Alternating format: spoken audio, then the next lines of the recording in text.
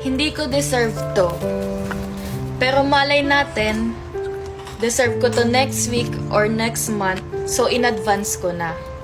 Feeling ko kasi may magagawa akong mabuti next week. Kaya ito na yung reward ko. So don't judge. So if ever man na may magawa akong mabuti next week or next month, ito na yung reward ko. Hindi na ako bibili. 'Di ba? So kung may gusto man kayong bilhin, bilhin nyo na para hindi nyo na iniisip. Ito na siya!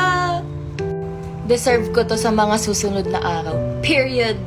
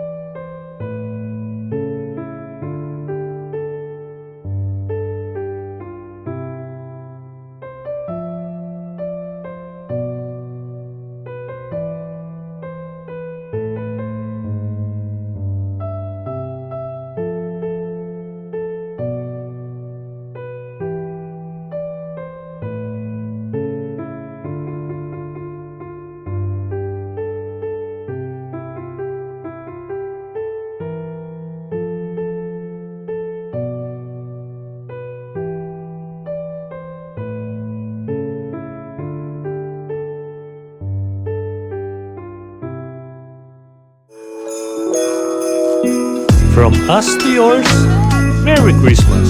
The Happy New Year!